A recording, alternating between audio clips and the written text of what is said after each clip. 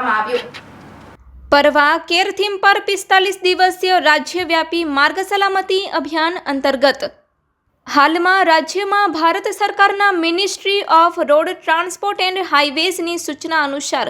તારીખ 1 જાન્યુઆરી 2025ની પરવાહ કેર થીમ પર નેશનલ રોડ સેફ્ટી મંથ 2025 માર્ગ સલામતી માસ 2025ની ઉજવણી કરવામાં આવી રહી છે।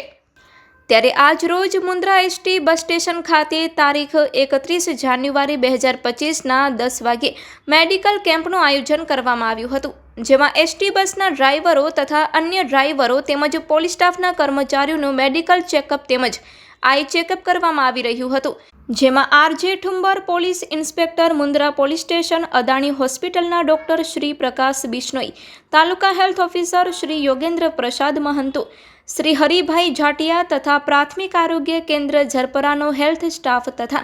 પ્રાથમિક આરોગ્ય કેન્દ્ર રતડિયાનો અર્બનના મુંતીઝર માસ્ટર સાહેબ તથા urban staff, ST depot manager Vishalpuri B Gosai તથા મુન્દ્રા કેન્દ્રના એટીઆઈ અનિલસિંહ તથા માન્ય ત્રણેય સંગઠનોના આગેવાન અમીનભાઈ, યોગેશભાઈ સેવક તથા એચએમ શ્રી ફકીર મહમદ સમેજા આ મુન્દ્રા પોલીસ સ્ટાફ ઉપસ્થિત રહ્યા હતા।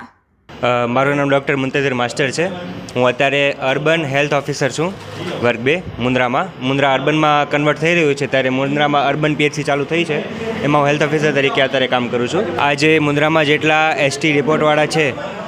જે એસટી ડેપોના જેટલા કર્મચારી છે મુન્દ્રામાં, અને જેટલા કર્મચારી અત્યારે આવી રહ્યા છે ડેપોની અંદર અને પાછા જઈ રહ્યા છે, તે બધા કર્મચારીઓનું હેલ્થ ચેકઅપ અમે અહીંયા રાખ્યું છે। હેલ્થ ચેકઅપમાં અમે અહીંયા એમનું બીપી ચેક કરીએ છીએ, શુગર ચેક કરીએ છીએ, એમનું હાઇટ વેટ તો ચેક કરીએ જ છે, અને એના સિવાય એમને કોઈ તકલીફ હોય તો એમનું પણ અમે અહીંયા નિદાન કરીને અહીંયા જ એમને દવા આપી દઈએ છીએ। અત્યારની સદીમાં સૌથી વધારે તકલીફો ચેપો તો આ મહિનામાં, આ શિયાળામાં ચેપનો તો વધારો થઈ જ ગયો છે, પરંતુ અત્યારના જમાનામાં લોકોને એનસીડી એટલે કે નોન કમ્યુનિકેબલ ડિઝીઝ વધી ગયા છે, જેમ કે ડાયાબિટીસ છે, બીપી છે, આની તકલીફો લોકોમાં વધી રહી છે, જેનું કારણ લોકોની ખોરાકી છે। લોકો જે બહારનું ખાવાનું જમતા હોય છે, જે અપૌષ્ટિક જમવાનું લેતા હોય છે, એના લીધે લાંબા ગાળામાં એમને ડાયાબિટીસ અને બીપીની તકલીફો વધી જતી હોય છે, કે જે બધી ડેવલપ્ડ કન્ટ્રીઝમાં ઓલરેડી છે, અને ઇન્ડિયા પણ અત્યારે ડેવલપ્ડ કન્ટ્રીઝમાં આવી રહ્યું છે, તો એમ આવી તકલીફો પણ ઇન્ડિયામાં વધી ગઈ છે અત્યારે।